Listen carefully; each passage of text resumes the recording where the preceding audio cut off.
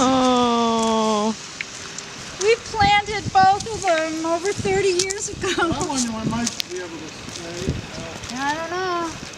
Wasn't I lucky that it didn't hit the house? You were so lucky. I can't even believe it. And you know the other part is, I've been debating on taking this tree down. I keep hearing that from people. I should have. I was just about to. Unbelievable. Yeah. Oh, would you give me some pictures? I would be happy to. Awesome.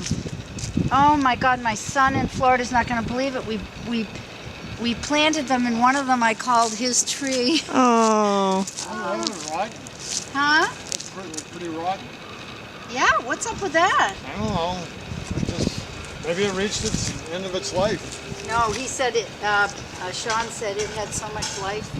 Could have been. Well, but when they rot like that, Yeah, and they were starting to die anyways. really.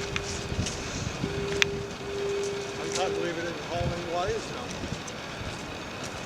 I know. Unbelievable. Well, my magnolia tree will certainly get the sun now. What was this? Oh, the city. One of their marking stubs.